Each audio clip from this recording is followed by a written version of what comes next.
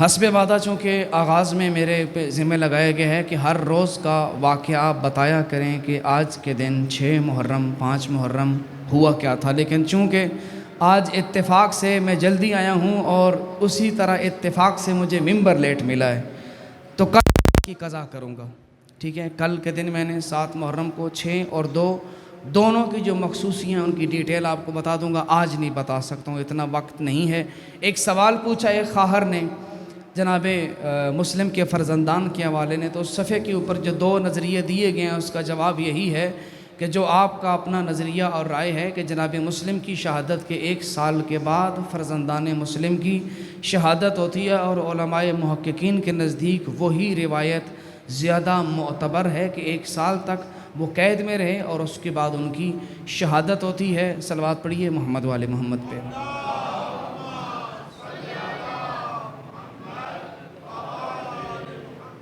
عاشقان مکتب توحید منتظران امام مہدی عجل اللہ فرج الشریف، خدا کا لاکھ لاکھ شکر ہے کہ میراث تشیع اور عقیدہ توحید کے عنوان سے ہماری گفتگو کا سلسلہ آج 6 مرحلے میں داخل ہوا چاہتا ہے، اور اس میں ہم نے اب تک جو گفتگو کی قرآن کی آیت کے ذیل میں جتنی گزارشات میں پیش کر سکتا تھا آپ کی سماعتوں کی نظر کی۔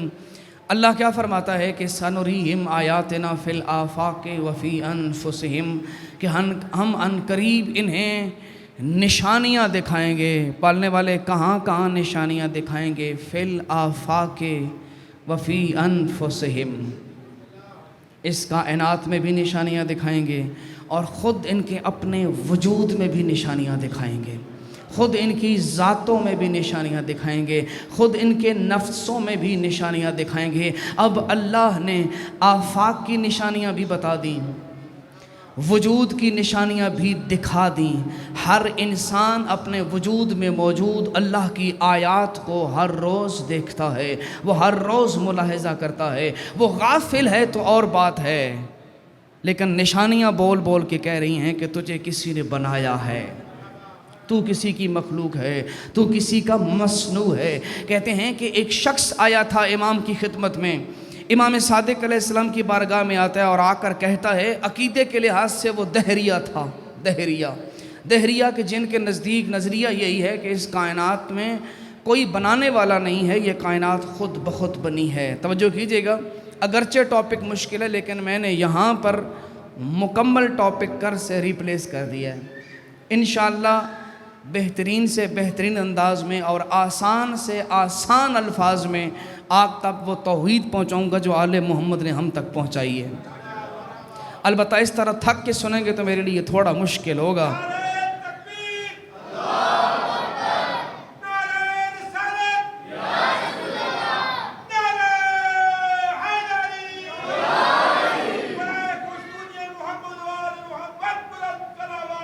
اللہم صلی علی محمد و آل محمد۔ دہریہ آتا ہے امام کے پاس اور آ کر امام کو کہتا ہے کہ آپ کے پاس کیا دلیل ہے کہ آپ کو کسی نے بنایا ہے؟ اب یہاں میرا ساتھ دیجیے گا، آپ کے پاس کیا دلیل ہے کہ آپ کو کسی نے بنایا ہے؟ کیونکہ اس کا نظریہ یہ ہے کہ ہم خود بخود کریٹ ہوئے ہیں، ٹھیک ہے، ہم کسی کی مخلوق نہیں ہیں، ہمارا بنانے والا کوئی اللہ نہیں ہے۔ اب امام نے اس کی ذہنی سطح کے مطابق کہا دیکھ 2 صورتیں بنتی ہیں، یا تو مجھے کسی اور نے بنایا ہے یا میں نے اپنے آپ کو بنایا ہے۔ توجہ کیجئے گا، یا مجھے کسی نے بنایا ہے یا میں نے اپنے آپ کو بنایا ہے، اور تو مجھ سے پوچھ رہا ہے کہ آپ کے پاس کیا دلیل ہے کہ آپ کا کوئی بنانے والا ہے۔ اب اس قضیے کو فرض اس طرح کر، 1 منٹ کے لیے مان لے کہ مجھے کسی نے نہیں بنایا، مجھے کسی نے نہیں بنایا۔ اس کا مطلب کیا ہے کہ میں نے ہی اپنے آپ کو بنایا۔ امام کہتے ہیں یہاں 2 صورتیں بنتے ہیں، توجہ کیجئے گا، بات مشکل ہے، اگر توجہ کی تو سمجھ آ جائے گی۔ امام نے کہا یہاں 2 صورتیں بنتی ہیں، مجھے کسی نے نہیں بنایا، اس کا مطلب ہے میں نے ہی اپنے آپ کو بنایا۔ اب اس میں 2 صورتیں دیکھ، میں نے اپنے آپ کو کب بنایا؟ بھئی میں نے اپنے آپ کو کب کریٹ کیا؟ میں نے اپنے آپ کو کب بنایا تھا؟ امام نے کہا میں نے اپنے آپ کو اس وقت بنایا جب میں نہیں تھا۔ امام نے کہا جب میں تھا نہیں تو بنایا کیسے؟ جب میں تھا نہیں تو بنایا کیسے؟ بھئی یہاں سے نکلتے ہوئے کوئی بندہ مجھے کہتا ہے بھی مولانا صاحب ذرا 1000 روپیہ مجھے دیجیے گا، اگر میرے پاس نہ ہو تو میں نہیں دے سکتا ہوں۔ فلسفے کا قانون ہے کہ فاقد الشے معطی الشے نہیں ہو سکتا۔ جگ خالی ہے تو جتنا بھی الٹا کرو ککھ بھی نہیں نکلے گا، ٹھیک ہے؟ بھئی میں نے اپنے آپ کو اس وقت بنایا جب میں نہیں تھا، تو جب میں تھا نہیں تو بنایا کیسے؟ یہ صورت ممکن نہیں۔ کہا دوسری صورت، میں نے اپنے آپ کو اس وقت بنایا جب میں تھا، تو تو بتا جب پہلے سے تھا تو بنایا کیوں؟ یا علی، جب پہلے سے تھا۔ یہ علم جو لاجک ہے، یہ فلسفے کے مطابق اس کو تحصیل حاصل کہتے ہیں، پہلے سے حاصل شدہ شے۔ بھئی جب پہلے سے موجود تھا تو پھر بنایا کیوں؟ اس کا مطلب ہے یہ دونوں صورتیں ممکن نہیں، دونوں صورتیں محال ہیں، تو پھر ایک ہی صورت بنتی ہے کہ میں نے اپنے آپ کو نہیں بنایا، کوئی اور ذات تھی جس نے مجھے بنایا ہے۔ ہم اس کی بنائی ہوئی مخلوق ہیں، ہم اس کے بنائے ہوئے بندے ہیں۔ اور آج میں وہاں اسلام آباد میں جو گفتگو تھی ہماری، وہ لا آف چانس پہ تھی، لا آف چانس، اور آنے والے دنوں میں انشاءاللہ law of cause and effect پہ، لیکن وہ تھوڑی ڈیفیکلٹ باتیں ہیں۔ میں یہاں پر انشاءاللہ آسان سے آسان گفتگو کروں گا۔ دیکھیے، اللہ نے کہا میں تمہیں نشانیاں دکھاؤں گا، اب جاگنا ہے۔ اللہ نے کہا میں تمہیں نشانیاں دکھاؤں گا۔ ہم نے کہا بھئی اللہ کی ساری کائنات نشانیوں سے بھری پڑی ہے، ہم کس نشانی کو اللہ کی سب سے بڑی نشانی کہیں؟ بھئی نشانی میں بھی ہوں، نشانی آپ بھی ہیں، نشانی یہ فرش بھی ہے، یہ چھت بھی ہے، یہ ہوا بھی ہے، یہ کائنات بھی ہے، زمین و آسمان، چرند پرند ہوائیں، کائنات کی ہر شے اس کی نشانی ہے۔ میں ڈھونڈ رہا تھا زمین و فلک کے درمیان آخر وہ کون سی شے ہے کہ جسے میں کہہ سکوں یہ آیا اللہ کی سب سے بڑی آیت ہے۔ میں ڈھونڈ رہا تھا، میں تلاش کر رہا تھا، میری ڈھونڈتی ہوئی نظروں نے جب کتاب کے اندر دیکھا تو مجھے جواب مل گیا کہ کائنات کی کوئی نشانی بڑی نہیں، نشانی خود بول کے کہہ رہی تھی۔ کائنات کے امیر نے کہا ہے ما للہ آیت اکبر منی، اس کائنات میں علی سے بڑی کوئی نشانی نہیں۔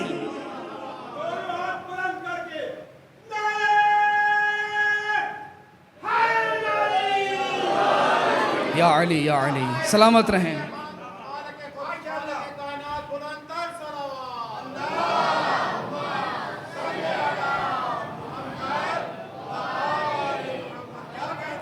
اس کائنات میں مجھ علی سے بڑی کوئی نشانی نہیں ہے۔ ما للہ آیت اکبر منی۔ اجازت ہو تو اب ناطق قرآن کی فضیلت سنی ہے تو ایک قرآن کی آیت بھی سنا دوں۔ سورہ نبا میں اللہ نے ارشاد فرمایا عَمَّ يَتَسَاءَلُونَ عَنِ النَّبَإِ الْعَظِيمِ هُمْ فِيهِ مُخْتَلِفُونَ۔ یہ کون لوگ ہیں جو ایک دوسرے سے باہم سوال کر رہے ہیں؟ ہر بندہ دوسرے سے پوچھ رہا ہے نبأ عظیم کون سی ہے، اللہ کی بڑی خبر کسے کہتے ہیں؟ یہ ہر ایک دوسرے سے پوچھ رہے ہیں اور اس بابت میں ایک دوسرے سے اختلاف کر رہے ہیں۔ وہ اختلاف کرنے والے بندے یہ ڈھونڈ رہے تھے کہ اللہ کی بڑی خبر کون سی ہے، تو ادھر سے علی نے جواب دیا تمہیں کہیں ڈھونڈنے کی ضرورت نہیں، ما للہ من نبأ عظیم اعظم منی، اس کائنات میں علی سے بڑی کوئی خبر نہیں۔ کہا نشانی بھی میں ہوں، نشانی بھی میں ہوں، اور مجھ سے بڑی خبر بھی کوئی نہیں۔ ہم اسی کے بنائے ہوئے ہیں، ہم اسی کے پیدا کیے ہوئے ہیں۔ تو یقین رکھیے گا آل محمد نے ہمیں توحید سکھائی ہے، اور جب ہم نے قرآن میں جا کے توحید کو دیکھا تو قرآن نے 4 مقام پر اپنی توحید کے ساتھ جن ہستیوں کا ذکر کیا انہیں والدین کہتے ہیں۔ والدین، سورہ بنی اسرائیل میں اللہ نے فرمایا وَقَضَىٰ رَبُّكَ أَلَّا تَعْبُدُوا إِلَّا إِيَّاهُ وَبِالْوَالِدَيْنِ إِحْسَانًا۔ کتنا کمال ہے، اللہ کی توحید کے ساتھ متصل ذکر ہے والدین کا۔ کہا تمہارے رب نے فیصلہ کر لیا ہے کہ اس کے علاوہ کسی کی عبادت نہ کرو، پالنے والے دوسرا کام وَبِالْوَالِدَيْنِ إِحْسَانًا۔ جنہوں نے پال پوس کے تمہیں بڑا کیا ہے، ان والدین کے ساتھ احسان کرو۔ اور میں اکثر مجالس میں کہا کرتا ہوں، انسان کو 4 چیزیں ایک دفعہ ملتی ہیں آپ کی پوری لائف میں۔ 4 تھنگس صرف اور صرف ایک دفعہ ملیں گی۔ ایک تو یہ زندگی ایک دفعہ ملی ہے، دوبارہ نہیں ملنی، زندگی ایک دفعہ ملتی ہے۔ دوسری چیز عزت، توجہ کیجئے گا، عزت زندگی میں ایک دفعہ ملتی ہے۔ ایک دفعہ آپ نے اپنی عزت کھو دی، پھر آپ لاکھ زمانے کے متقی بن جائیں، کبھی وہ کھوئی ہوئی عزت آپ کو نہیں ملے گی۔ اسی لیے کبھی بھی عزت کا سودا نہ کیجئے گا، کبھی زندگی میں ایسی لغزش نہ کیجئے گا کہ جس کی وجہ سے آپ کی عزت داؤ پہ لگ جائے۔ اور تیسری چیز ہے بھروسہ۔ کوئی مومن آپ پہ یقین رکھتا ہے، بھروسہ کرتا ہے، ماں باپ کا آپ پر بھروسہ ہے، جب گھر سے نکلتے ہو تو آپ کی بہنوں، آپ کے بھائیوں کا آپ پہ بھروسہ ہے، آپ کا خاندان آپ پہ بھروسہ کرتا ہے۔ بھروسہ بھی ایک دفعہ ملتا ہے۔ اس لیے کہتے ہیں انسان پہاڑ سے گر کر اٹھ سکتا ہے، کسی کی نظروں سے گر کر نہیں اٹھ سکتا۔ کا 3 چیزیں ایسی ہیں نا، زندگی ہے، عزت ہے، بھروسہ ہے، اور چوتھی چیز ہے ماں باپ۔ ماں باپ زندگی میں ایک دفعہ ملتے ہیں۔ تو یاد رکھیے گا، اللہ نے والدین کا ذکر اپنی توحید کے ساتھ کیا ہے۔ اپنی توحید کے ساتھ جب ذکر کیا اور لفظ استعمال کیا ہے کہ ماں باپ کے ساتھ احسان کرو۔ اب پالنے والے احسان کی تو ہزاروں قسمیں ہیں، تو ہم سے کس احسان کا مطالبہ کر رہا ہے؟ جب ان کو پیاس لگے تو وہ بلائیں کہ مجھے پانی پلاؤ تو پانی پلاؤں، ان کو بھوک لگی ہو تو میں کھانا کھلاؤں؟ نہیں، اس احسان کا مطلب بھی آل محمد بتائیں گے بھئی، قرآن کی تشریح بھی آل محمد کریں گے۔ جب امام صادق علیہ السلام سے پوچھا گیا کہ مولا بتائیے، قرآن کہہ رہا ہے کہ ماں باپ سے احسان کرو، اس احسان سے مراد کیا ہے؟ امام نے کہا قرآن جس احسان کی بات کر رہا ہے اس احسان کا مطلب یہ ہے، ماں باپ کو جس شے کی ضرورت ہو انہیں مانگنی نہ پڑے، بغیر مطالبے کے عطا کرو، اسے احسان کہتے ہیں۔ وَإِنْ كَانَ مُسْتَغْنِيًا، اگرچہ وہ اس دور کے امیر ترین انسان ہو۔ یہ نہیں کہ بھئی میرے والدین کے پاس تو اپنی کوٹھی، اپنی کار، ہر چیز موجود ہے، نہیں۔ وَإِنْ كَانَ مُسْتَغْنِيًا، اگر وہ اپنے دور کے امیر انسان ہی کیوں نہ ہوں، اس کے باوجود بھی یاد رکھنا والدین پر احسان یہ ہے، ان کی زبان پر کبھی یہ نہ آئے کہ مجھے یہ شے ضرورت ہے، ان کے مطالبے کے بغیر انہیں دے دیں گے تو یہ احسان کہلائے گا۔ اور والدین کی عظمت کے لیے اتنا ہی کافی ہے، پیغمبر سے پوچھا گیا، یا رسول اللہ آپ کی نظر میں والدین کا مقام کیا ہے؟ پیغمبر نے فقط 2 فقرے کہا، یاد رکھیو گا، ہما جنتک و ہما نارک، یہی ماں باپ تیری جنت بھی ہیں، یہی ماں باپ تیری جہنم بھی ہیں۔ اگر یہ راضی ہیں تو تیرا رب راضی ہے، اگر یہ ناراض ہیں تو تیرا رب ناراض ہے۔ ماں باپ جنت ہے تمہاری، ہما جنتک و ہما نارک، یہی تمہاری جنت ہیں، یہی تمہاری جہنم ہیں۔ تو اپنی زندگی کے اندر اور کچھ کرو نہ کرو، ان 2 ہستیوں کو راضی کر کے جانا، اپنے ماں باپ کو راضی کر کے جانا، کیونکہ ان کے بارے میں اللہ قانون بدل دیتا ہے، قانون بدل دیتا ہے۔ اللہ کا یہ فرمان ہم تک پیغمبر نے فرمایا ہے کہ اگر والدین تمہیں مار بھی رہے ہیں، تم پر ظلم بھی کر رہے ہیں، اور اس حالت میں کہ جب تم پہ ظلم ہو رہا ہو، تم نے اگر گھور کے والدین کو دیکھا، لا یقبل اللہ لہ صلاۃً، اللہ اس بندے کی کوئی نماز قبول نہیں کرے گا۔ والدین مار رہے ہیں، بندے نے گھور کے دیکھا ہے، نظر الی ابویہ نظر ماقتٍ، گھور کے دیکھا ہے، اللہ فرماتا ہے میں نے اس بندے کی نماز قبول نہیں کرنی۔ پھر ہم کیا کریں؟ والدین مار رہے ہیں، تم دعا دو، اللہ تم پہ رحم کرے، اللہ تمہاری عمر دراز کرے، اللہ تمہیں صحت دے۔ یہ آل محمد کی تعلیمات ہیں۔ اس لیے ہم فخر کرتے ہیں، ہم نے 14 کا دروازہ پکڑا ہے، 14 کے دروازے سے ہمیں سمجھ آئی ہے ماں کا مقام کیا ہوتا ہے، باپ کی عزت کیا ہوتی ہے۔ اگر آپ کی اجازت ہو نا، تاریخ کے اندر وہ بندہ نکال کے دکھاتا ہوں جس نے ماں کا احترام کیا تھا، اور پیغمبر روز اس کے گھر کی طرف منہ کر کے سلام کرتے تھے۔ میں کسی عام بندے کی بات کیوں کروں، کسی عام بندے کی بات کیوں کروں؟ تاریخ نے ظلم کیا ہے، ہمیں فقط اتنا بتا کہ اویس کرنی اسے کہتے ہیں کہ جس نے پیغمبر کے دانت ٹوٹے تھے خبر سنی اپنے دانت توڑ دیے۔ خدا قسم فقط اتنا بتانا ظلم ہے۔ دنیا والوں کو بتاؤ اویس کون تھا، کیا کیا تھا اویس نے، کیا زندگی تھی اس کی۔ عزادارو ایک دن صرف گھر سے نکلا تھا نا ماں سے اجازت لے کے، میں نے جانا ہے پیغمبر سے ملاقات کے لیے۔ ماں نے کہا ٹھیک ہے چلا جا، اجازت ہے، اگر مغرب سے پہلے تو نے واپس آنا ہے، جا پیغمبر سے ملاقات کر۔ جب آیا مدینے میں مسجد نبوی میں کھڑا ہوا، پتہ کیا تو پیغمبر مدینے سے باہر غزوہ تبوک پہ گئے تھے، غزوہ تبوک پہ۔ جب پتہ چلا ماں کا وعدہ یاد آیا، واپس چلا گیا۔ اب جانتے ہیں وہ چلا گیا، جب پیغمبر پلٹے اسی جگہ کھڑے ہوئے، توجہ کیجئے گا، وہیں کھڑے ہوئے جہاں اویس کھڑے تھے۔ پیغمبر نے پوچھا کون آیا تھا، کون آیا تھا یہاں؟ کسی نے کہا بھائی ٹاٹ کا لباس پہنا ہوا تھا، اونٹ چرانے والا تھا اور نام اپنا اویس بتاتا تھا۔ کہا اسی وجہ سے مجھے اویس جنت کی ہواؤں کا تحفہ دے گئے ہیں، میں اس جگہ کھڑا ہوں، مجھے جنت کی ہوائیں آ رہی ہیں۔ آجدو نفس الرحمن من القرن، مجھے یہاں کھڑے ہو کے ایسا لگتا ہے کرن کی طرف سے جنت کی ہوائیں آتی ہیں۔ کیا کیا ہے بھائی، کیا کیا اویس نے؟ یہ بچوں کے لیے کہہ رہا ہوں، یاد رکھیے گا، یہ مجلسیں آپ کے لیے بھی ہوتی ہیں، یہ آپ کے لیے درس ہیں۔ کیا کیا تھا اویس نے؟ فقط لوگوں کے اونٹ چراتا تھا، جتنا خرچہ ملتا تھا عزت کے ساتھ اپنی ماں کو پالتا تھا۔ اور اب بتاؤں ظلم کیا ہوا ہے، ہم نے لوگوں کو نہیں بتایا۔ اس کائنات میں اویس کرنی دنیا کے ان عظیم لوگوں میں سے ہے جس نے پیغمبر کے بعد سوائے علی کے کسی کے ہاتھ پہ بیعت نہیں کی۔ جی لوگ چھپاتے اس لیے تھے کہ یہ اویس کرنی علی والا تھا، اور ایسا علی والا تھا، تاریخ کہتی ہے 8 زاہدوں میں سب سے پہلے نام آتا ہے زاہدوں میں اویس کرنی کا۔ 8 تابعین تھے۔ دیکھیں میں ٹرم تھوڑی آسان کر دوں، جس نے پیغمبر کو ایمان کی حالت میں دیکھا ہو، دنیا سے گیا ہو، اسے صحابی کہتے ہیں۔ جس نے پیغمبر کو نہیں دیکھا، صحابی کو دیکھا ہو، ایمان کی حالت میں گیا ہو، اسے تابعی کہتے ہیں۔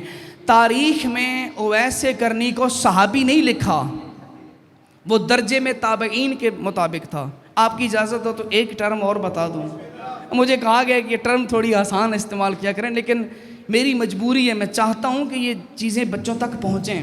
بھئی دیکھیں ایک ٹرم ہوتی ہے صحابی، ایک ہوتی ہے تابعی، ایک ٹرم اور بھی ہے، آج اس کو بھی یار مجلس کے تحفے کی طرف پر لیتے جائیں، مخزرم۔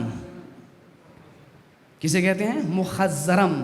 حضرت اویس کرنی ان 20 مخزرمین میں سے تھے۔ مخزرم اسے کہتے ہیں المخزرمون الذین ادرکوا الاسلام والجاہلیت ولم یروا النبی، جنہوں نے اسلام کا دور بھی پایا ہو، جنہوں نے جاہلیت کا دور بھی پایا ہو، لیکن پیغمبر کا دیدار نصیب نہیں ہوا، پیغمبر کو نہیں دیکھا، اسے مخزرم کہتے ہیں۔ اور ویسے ان کا درجہ تابعین کا، واپس پلٹیے، 8 زاہد ترین تابعین میں شمار ہوتا ہے اویس کرنی کا۔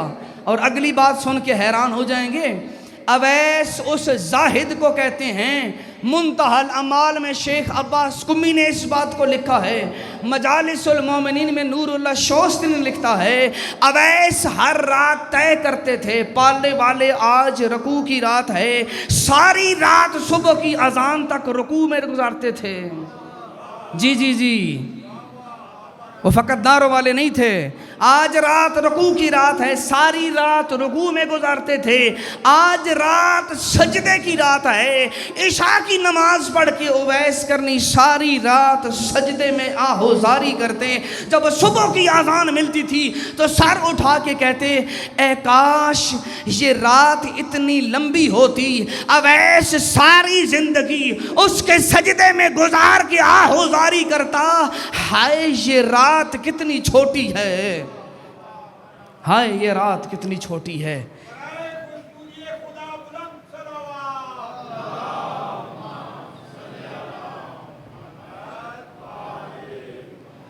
یہ سارا مرتبہ ملا ہے اس ماں کی عزت کرنے کی وجہ سے.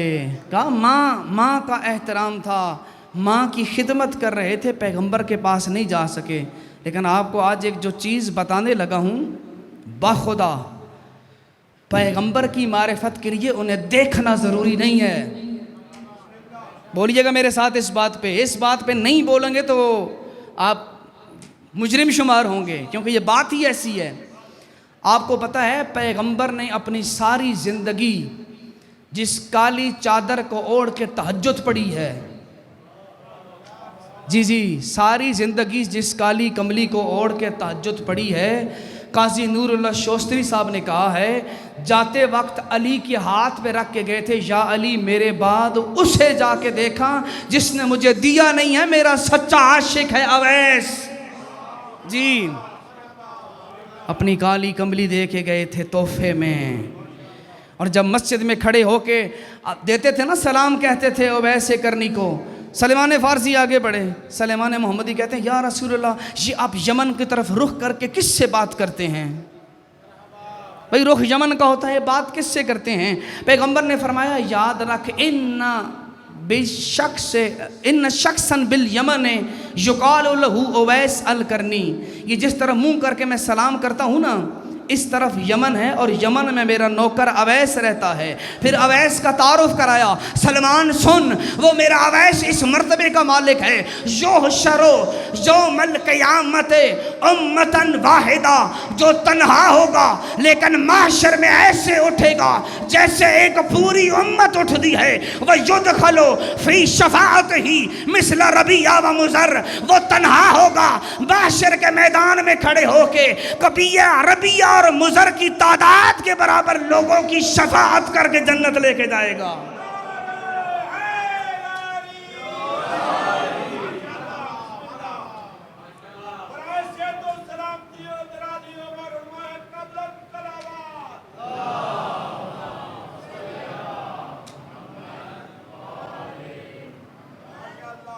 یدخلو بشفاعتہ مثل ربیعہ و مزر، قبیلہ ربیعہ مزر کی تعداد کے برابر لوگوں کی شفاعت کرے گا.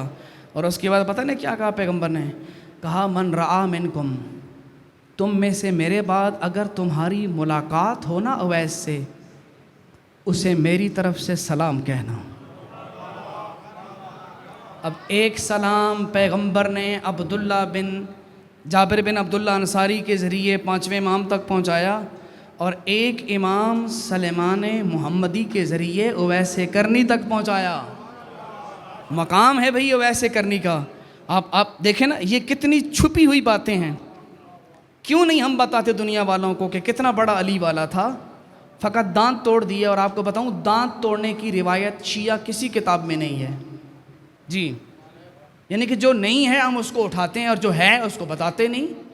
اہل سنت کتاب میں ہے سیرت الامین والمامون، ایک روایت ہے، روایت مرسلہ ہے اور وہ ضعیف ہوتی ہے. ایک حقیقت بتا رہا ہوں، کوئی مانے نہ مانی ان کی مرضی ہے، میں نے بتا دیا. اویس اس منزلت کے مالک تھے. پیغمبر نے کہا ہے کہ جب اسے ملو میرا سلام کہنا، اور اگلی بات اس کو سلام دینے کے بعد اسے کہنا وہ تمہارے لیے دعا کرے، وہ تمہارے لیے دعا کرے. یہ بات کسی بندے نے سن رکھی تھی. جب پیغمبر چلے گئے، علی جب اس چادر کو اٹھا کے دینے جا رہے تھے اویس کرنی کو، وہ بندہ ساتھ ہو گیا. اس نے کہا اچھا میں بھی دیکھتا ہوں جس کا ذکر پیغمبر کیا کرتے تھے وہ اویس ہے کیسا. اب بندے کا نام نہیں لوں گا، تاریخ میں لکھا ہے، جا کے خود پڑھیے گا. علی کے ساتھ ہو گئے. جب جا کر ملاقات ہوئی اویس کرنی سے، سب سے پہلے تو جا کے کہا کہ اویس تو مجھے اتنا بتا، تو اتنا جو عاشق رسول ہے پیغمبر کے زمانے میں کیوں نہیں آیا؟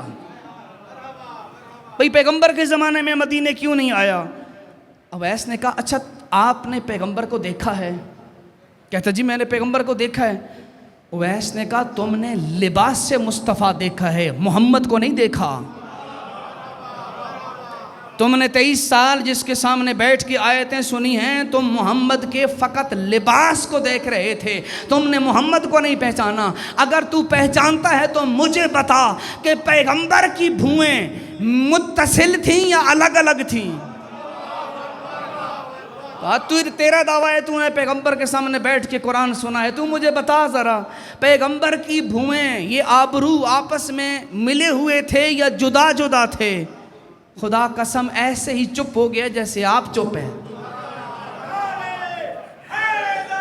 یا علی یا علی، خاموشی طاری ہو گئی۔ تو اویس نے اسے پلٹ کے یہی جواب دیا کہ تم 23 سال پیغمبر کے ظاہری لباس کو دیکھتے رہے ہو، میں محمد کی حقیقت کو دیکھتا رہا ہوں۔ میں دیکھے بغیر انہیں جانتا ہوں، میں دیکھے بغیر انہیں مانتا ہوں۔ اور اگلی بات پتہ ہے کیا؟ اگلی بات یہ کی کہ اچھا اویس ایسا کر، تو میرے لیے دعا کیا کر۔ توجہ ہے، پیغمبر نے کہا نا دعا کروانا، تو میرے لیے دعا کیا کر۔ تو اویس نے جواب دیا، دیکھو میں ہر نماز کے بعد ہر مومن کے لیے دعا کرتا ہوں، اگر تو مومن ہے، اگر تو مومن ہے تو میری دعا تجھ تک پہنچ جائے گی، اور اگر تو مومن نہیں ہے تو تیرا میں الگ نام لے کے بھی دعا کروں تو تجھے کیا فائدہ؟ بھئی نام تیرا الگ سے مینشن کر کے فلاں ابن فلاں، میرے اللہ اس کو ہدایت عطا فرما، کیا فائدہ؟ ٹھیک ہے، اگر مومن ہو تو میری دعا پہنچ جائے گی، مومن نہیں ہو تو میری دعا نہیں پہنچے گی۔ ٹھیک ہے، الگ سے نام لینے کا کوئی فائدہ نہیں ہے۔ اب ذرا بتاؤں، ایک نقشہ دکھاؤں علی سے کیسا عشق تھا اویس سے کرنی کو۔ کہتے ہیں اویس ایک مقام پہ بیٹھ کے وضو کر رہے ہیں، ادھر سے وضو کر رہے ہیں، طبل کی آواز سنائی دی، طبل کی۔ پوچھتا ہے یہ آواز کہاں سے آ رہی ہے؟ کہا تجھے نہیں معلوم، علی اپنے لشکر کو لے کے صفین جا رہے ہیں۔ جی علی اپنے لشکر کو لے کے صفین جا رہے ہیں۔ وہیں پر اٹھے اور اٹھ کے ایک جملہ کہا کہ اویس چل، علی کی اطاعت سے بڑی کوئی عبادت نہیں۔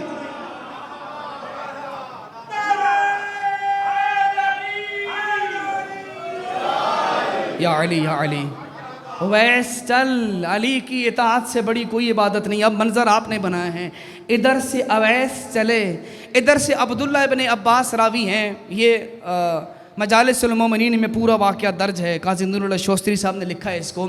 کہتے ہیں جب کوفہ سے باہر نکلے، مقام ذیقار پہ رک گئے، امام نے وہاں پر خطبہ دیا۔ امام نے کہا یاد رکھو آج یہاں میرے لشکر میں 10,000 بندہ شریک ہوگا۔ کتنا؟ 10,000 بندہ شریک ہوگا۔ عبداللہ ابن عباس کہتے ہیں کہ جیسے ہی امام نے کہا تو میں سوچنے لگ پڑا کہ مولا علی نے آج کچھ زیادہ نہیں کہہ دیا؟ دل میں سوچا کہ مولا علی نے آج کچھ زیادہ نہیں کہہ دیا؟ کوفے سے لشکر ہماری آنکھوں کے سامنے ہے، یہی بندے ہیں اور مولا کہہ رہے ہیں کہ 10,000 کا لشکر آئے گا۔ وہ جو دل میں سوچا تھا نا، علی جان گئے۔ کہا عبداللہ میرے قریب آ، ادھر عبداللہ ابن عباس کو بلایا، کہا اب تیری ڈیوٹی لگا رہا ہوں، 2 نیزے اٹھا وہاں زمین پہ گاڑ دے، جتنے بندے آ گئے ہیں وہاں کھڑے ہو کے شمار کر۔ یہ جس دل میں تو نے سوچا ہے نا، پتہ نہیں 10,000 کہاں سے آئیں گے۔ اب وہاں پر 2 نیزے گاڑے گئے، لشکر آتے رہے، شمار ہوتے رہے، لشکر آتے رہے، شمار ہوتے گئے۔ سورج کا مغرب کا ڈھلنے کے قریب تھا، 9,999 بندے آ چکے تھے اور سورج ڈھل رہا تھا، اور عبداللہ ابن عباس دیکھ رہے تھے علی کے چہرے کی طرف کہ ابھی بھی ایک بندہ کم ہے، ابھی بھی ایک بندہ کم ہے۔ تو علی نے مسکرا کے کہا عبداللہ ادھر نہیں ادھر دیکھ، ابھی تجھے نظر آئے گا۔ ڈھلتے ہوئے سورج کے ساتھ ایک چاند نمودار ہوا، ایک ہاتھ میں وضو والا برتن ہے، سارا اثاثہ اپنی پشت پہ لیا ہوا ہے، ٹاٹ کا لباس پہنے ہوئے ہے، وہ ان دونوں کے درمیان سے گزرتے ہوئے کہتا ہے السلام علیکہ یا امیر المؤمنین، مولا اویس کا سلام ہو۔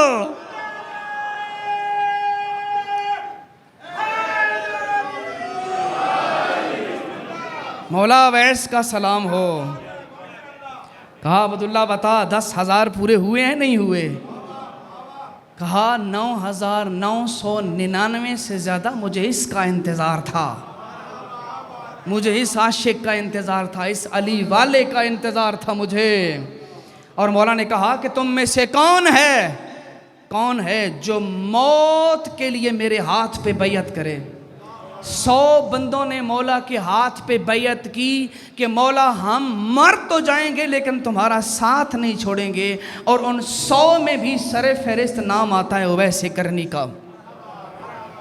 ان 100 میں بھی نام اویس کرنی کا آتا ہے۔ کتنے چھپے ہوئے حقائق ہیں بھائی، دنیا والوں کو بتاؤ کیسے علی والے گزرے ہیں۔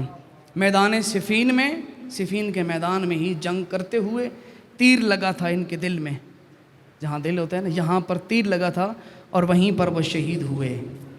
پیغمبر کی بھی نصرت کی، ان کی محبت اور ساتھ میں ولایت علی، محبت علی لے کے اور شہادت کا تمغہ لیے جنت کو روانہ ہوئے اویس۔ دنیا والوں کو تعظیم بتائی ہے بھئی آل محمد نے، ماں باپ کی عزت کیا کرو، لیکن خدا قسم کیسا زمانہ آ گیا ہے، کیسا دور آ گیا آج کے زمانے میں۔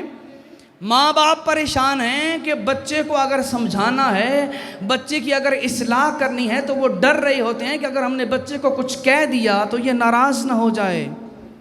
بلکہ اس سے اگلی بات کہوں کہ آج تو ماں باپ ڈرتے ہیں کہ کہیں یہ بدتمیزی نہ کر دے۔ یہ حقیقت ہے، آپ جا کے دیکھیں معاشرے کے اندر، اور معاشرے کے اندر یہ پستی آ چکی ہے کہ بچوں کو آج فکر ہی نہیں ہے، موبائل کے اندر سر دیے ہوئے ہیں، ماں باپ کیا چاہتے ہیں، وہ کیا کہہ رہے ہیں، کوئی خبر نہیں۔ اگر سمجھاتا بھی ہے تو اسے برا سمجھتے ہیں، اور شاید اس کیفیت کو سمجھے نا، جس باپ نے ساری زندگی پالا ہے اور 10 کبھی آواز دیتا ہے تو بیٹا آواز نہیں سنتا، اور جب جواب بھی دیتا ہے تو بلند آواز سے توہین کر کے جواب دیتا ہے۔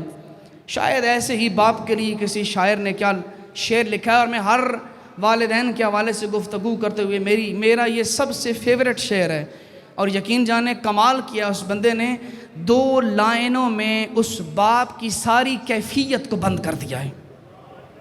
ٹھیک ہے، باپ بلاتا ہے بیٹا نہیں سنتا، باپ بلاتا ہے بیٹا آگے سے توہین کرتا ہے، تو باپ کو ڈر لگتا ہے کہ اب بلاؤں یا، اور شاعر نے کہا وہ لفظ ڈھونڈ رہا تھا لرزتے ہونٹوں سے، اللہ اکبر، وہ لفظ ڈھونڈ رہا تھا لرزتے ہونٹوں سے، ضعیف باپ نے بیٹے سے بات کرنی تھی، ہوئے ہوئے ہوئے ہوئے، ضعیف باپ نے بیٹے سے بات کرنی تھی، اسے لفظ نہیں مل رہے تھے، میں کون سا لفظ استعمال کروں اور میرا بیٹا برا نہ مانے۔ عزیزان ایسا نہ کریں، ماں باپ نے پالا ہے، اور ان کی آواز سے، بلند آواز سے گفتگو کرنے کی اجازت نہیں۔ لا تقل لہما اف، اف تک نہ کہو، اور امام نے فرمایا اس سے بھی اگر چھوٹا کوئی لفظ ہوتا نا، اللہ اس سے بھی منع کرتا، اس سے چھوٹا لفظ ہی کوئی نہیں ہے، اس سے چھوٹا لفظ ہی کوئی نہیں ہے۔ اس لیے آج کے دور میں مجلس اعزاز سے یہ لے کے جائیں درس، اگر والدین کی توہین کی ہے، ان کی گستاخی کی ہے، ان کا دل دکھایا ہے، حسین ابن علی کا صدقہ جا کے معافی مانگیں، اور آپ کو کچھ کہنے کی ضرورت نہیں پڑے گی، وہ تو منتظر ہوتے ہیں میرا بیٹا معافی مانگے اور میں معاف کروں، وہ تو رب کی رحمت بن کے آئے ہیں۔ جس طرح بندہ گناہگار ہوتا ہے، رب انتظار کر رہا ہوتا ہے کہ 60-70 سال کے بعد بندہ آ کے معافی مانگتا ہے، تو شاید یہی آتی ہے کہ میرے بندے تو نے آنے میں دیر کی ہے، میں نے بخشنے میں دیر۔ یہ رب کی رحمت بن کے آئے ہیں ماں باپ، جا کے معافی مانگے گے تو وہ ناراض نہیں ہوں گے بلکہ خوش ہوں گے، اور تمہیں دعائیں دیں گے۔ اگر غلطی ہو گئی ہے، انسان ہے، خطا ہو جاتی ہے، کبھی غلطی ہو گئی ہے تو جا کے معافی مانگیے گا۔ بلند تر صلوات پڑھیے۔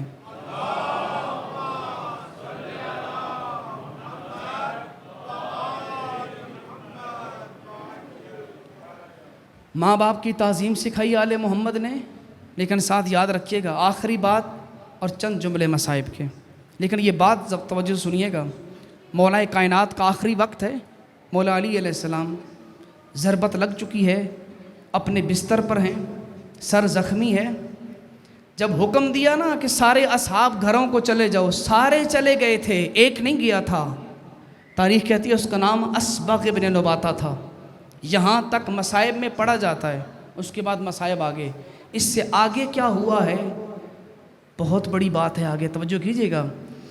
اسبغ نے مولا حسن کو کہا مجھے اتنی اجازت دیں میں مولا سے ایک حدیث سن لوں، کوئی پتہ نہیں میری زندگی مجھے موقع دے نہ دے، میرا جی چاہتا ہے اپنے مولا کی زبان سے ایک حدیث سن لوں، علم سے پیار ہے بھئی، علم سے، علم لینے کے لیے آئے تھے وہ لوگ، اجازت ملی۔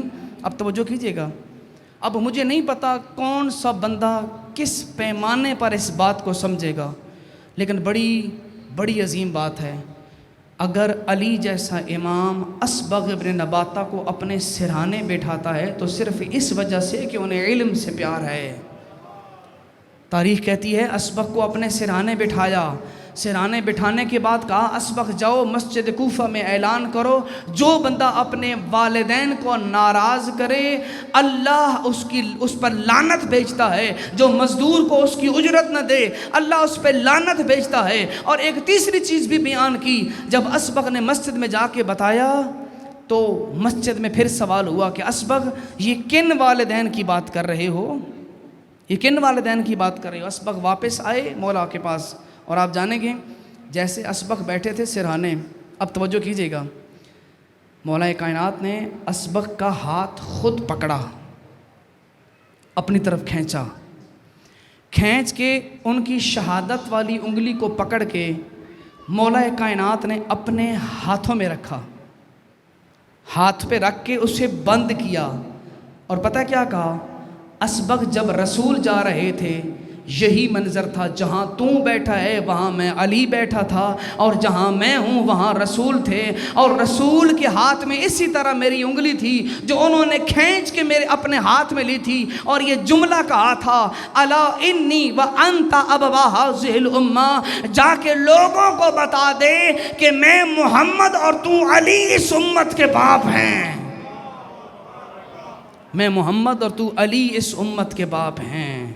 لیکن اس امت نے اپنے باپ سے وفا نہیں کی، عزادارو، ظلم کیا ہے اس امت نے، اپنے باپ سے وفا نہیں کی۔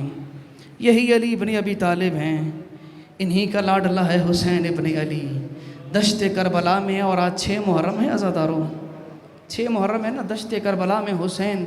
عزادارو میں نے کل پڑھا تھا مسلم ابن عقیل کی شہادت، اسی مسلم کے 2 شہزادے تھے نا، کہ جب رات کو دونوں سوئے ہیں تو اچانک جب آنکھ کھلتی ہے تو دونوں ایک دوسرے کی باہوں میں گلے ڈال کے زاروں قطار رو رہے تھے، اور وہ یہی کہہ رہے تھے کہ خواب میں ہمارے ماں آئی ہے، ایسا لگتا ہے ہمارا وقت قریب ہے۔ عزادارو، ان دونوں شہزادوں کو حارث لے کے دریائے فرات کے کنارے گیا تھا، فقط 2 رکعت نماز کی مہلت دی، اور 2 رکعت نماز پڑھنے کے بعد بہتے دریا کے کنارے مسلم کی جوڑی کو اس ظالم انسان نے بڑی بے دردی سے شہید کر دیا، بڑی بے دردی سے شہید کر دیا۔ عزاداروں، لیکن میں رک کے ایک بات کہنا چاہوں گا، میں کہوں گا اے فرزندان مسلم، اے رقیہ کی جوڑی، تمہاری مصیبت کا بڑا غم ہے ہمیں، بڑا دکھ ہے ہمیں، لیکن میں ایک بات کہنا چاہوں گا، جب تم ذبح ہو رہے تھے تمہیں ذبح ہوتے ہوئے ماں نہیں دیکھ رہی تھی، تمہیں ذبح ہوتے ہوئے ماں نے نہیں دیکھا۔ طاہر ہروی ہیں، انہوں نے کتاب میں لکھا ہے مسلمانوں رونے کے لیے اتنا ہی کافی ہے، دشت کربلا میں 9 مائیں ایسی ہیں جن کی آنکھوں کے سامنے ان کے لال ذبح ہوئے ہیں۔ عزاداروں، ان 9 ماؤں میں ایک ماں ایسی بھی ہے جو شریکت الحسین تھی۔ جب نکاح ہوا تھا نا، عزاداروں اپنے بابا کو کہا تھا یا علی بے شک میرا پڑے نکاح عبداللہ کے ساتھ، لیکن شرط یہ رکھنی ہے کبھی میرا حسین لمبے سفر پہ جائے عبداللہ کو کہیں مجھے روکنا نہیں ہے، مجھے حسین سے بڑا پیار ہے، میں حسین سے علیحدہ نہیں رہ سکتی ہوں، بس اتنا وعدہ کریں جب میں سفر پہ جاؤں تو مجھے کوئی روکے نہیں، میں حسین کے ساتھ جاؤں۔ اتنا حسین سے پیار تھا، گھر سے جب چلی تھی نا، ایک چادر تطہیر لے کے جب چلی اور جب آگے جا چکی تھی تو عبداللہ نے اپنے دونوں شہزادے ہاتھ میں لیے، جناب زینب کے ہاتھ میں تھما کے کہا زینب اگر کبھی حسین پہ مشکل بن جائے نا تو سب سے پہلے انعام محمد کو پیش کرنا، لیکن حسین پہ کوئی آنچ نہیں آنی چاہیے۔ کیسے وفا کے صحیفے تھے عزادارو، کیسی وفائیں پیش کی ہیں کربلا والوں نے عزاداروں یہی زینب بنت علی ہے نا عزاداروں اس رات کو جب ہر ماں اپنے بچے کی قربانی تیار کر رہی تھی نا یہ ماں بھی اپنی قربانیاں تیار کر رہی تھیں صبح عاشور جب نکلا ہے نا سورج عزاداروں ہر ماں اپنی قربانی تیار کر رہی ہے عزاداروں یہ جملہ سن کے میں کہتا ہوں ہر مومن کی آنکھوں سے اشک آئیں گے مومن کا دل ہوتا ہی ایسا ہے غم حسین میں آنسو بہاتا ہے عزاداروں جانیں گے آن و محمد کو جب اپنے اس حجرے کے اندر بلایا اس خیمے میں بلایا تاریخ کہتی ہے بی بی نے اپنی قربانی کچھ اس انداز میں تیار کی اپنے دونوں بچوں کو لباس سے شہادت پہنایا اجرکم اللہ لباس سے شہادت پہنایا عزاداروں اس کے بعد ایک کام کیا ہے بی بی نے توجہ کیجئے گا ایک دفعہ میری طرف دیکھیں ذرا بی بی نے کیا کام کیا بی بی نے اپنے دونوں ہاتھوں سے دونوں شہزادوں کے رخسار پہ پڑی ہوئی مٹی کو ہٹایا کبھی آن و محمد کے چہرے سے مٹی ہٹا رہی ہے کبھی بالوں کو جھاڑ رہی ہے آؤ نہ مل کے پوچھتے ہیں بی بی جب بچوں کو روانہ کیا جاتا ہے انہیں نہلا کے بھیجا جاتا ہے ان کے چہرے دھو کے بھیجے جاتے ہیں یہ کیسی غربت ہے آپ اپنے بچوں کی قربانی بھیج رہی ہیں اور چہرے سے دھول ہٹا رہی ہیں عجب نہیں جواب آئے سوال کرنے والے ذرا دیکھ تو صحیح ان بچوں کو ماں کیسے نہلا کے بھیجے ارے 3 دن سے تو اصغر بھی پیاسا ہے اجرکم اللہ 3 دن سے اصغر بھی پیاسا ہے اور اصغر کو بھی پانی نہیں ملا قاسم بھی پیاسا ہے علی اکبر بھی پیاسا ہے عزاداروں کہا جاؤ اپنے ماموں سے اجازت مانگو لیکن عزاداروں حسین مولا نے اجازت نہیں دی کہا نہیں سب سے پہلے قربانی حسین ابن علی کی جائے گی تو زینب نے کہا کہ بھیا میں تو یہ چاہتی ہوں تیرا اکبر بچ جائے میرے آن و محمد قربان ہو جائیں لیکن شاید حسین نے یہی جواب دیا تھا زینب جب بھائی زندہ ہونا تو بہنیں قربانیاں نہیں دیتی ان قربانیوں کو سنبھال کے رکھ عزاداروں اکبر کی قربانی ہو گئی عزاداروں قاسم کی قربانی ہو گئی عزاداروں جب باری آئی ہے نا آن و محمد کی کس شان سے چلے ہیں خیمے کے اندر یہ 2 واحد ایسے جوان ہیں جب خیمے سے رخصت ہو رہے تھے نا ایک طرف حسین جیسا امام کھڑا تھا دوسرے طرف زینب جیسی ماں کھڑی تھی عزاداروں زینب چلی ہیں لیکن صرف خیمے کے اس دروازے تک اس کے بعد بیٹوں کو اللہ حافظ کہا خیموں کے باہر میدان میں لے کے جانے والے فقط حسین ابن علی تھے عزاداروں دونوں چاند دشت کربلا میں نمودار ہوئے بڑے پیارے تھے زینب کو بڑے لاڈلے تھے بی بی کے یہ دونوں شہزادے عزاداروں ایک کا نام اون دوسرے کا محمد 3 دن کے پیاسے ہیں نا عزاداروں لیکن جنگ ایسے کی ہے تاریخ کہتی ہے انہوں نے 25 ملعونوں کو فنار کیا میں کہتا ہوں کیسے نہ کرتے بھئی جن کو سکھانے والا عباس جیسا ہو جن کو سکھانے والا حسین جیسا امام ہو وہ بہادر کیوں نہ ہوں لیکن کب تک لڑتے عزاداروں پیاسے تھے نا بہت سب سے پہلے عزاداروں آن وہ مظلوم تھے ایک ظالم نے آگے بڑھ کے تلوار سے ایسا وار کیا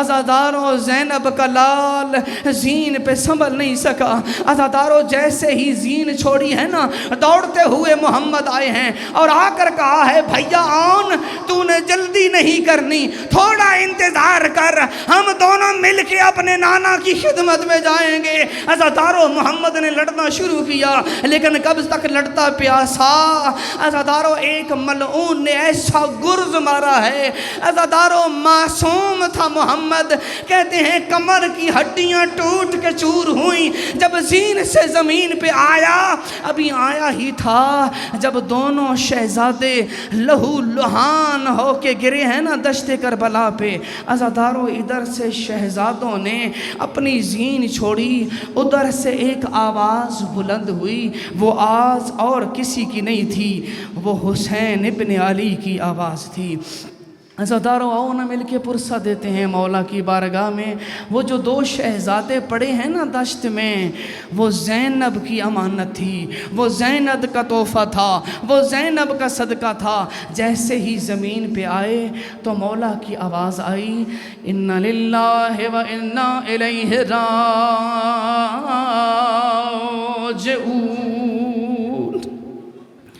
अज़ादारो दश्ते करबला, आशूर का दिन, अब वो हुसैन चला है ओनो मोहम्मद को उठाने, जो सुबह से सारे असहाब के लाशें उठा चुका था।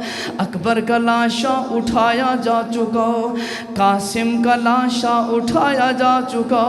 अज़ादारो इमाम जब पहुँचे हैं ओनो मोहम्मद के सिराने, क्या देखते हैं? मेरी ज़ैनब के लाल दश्ते करबला में लहू लुहान पड़े हैं।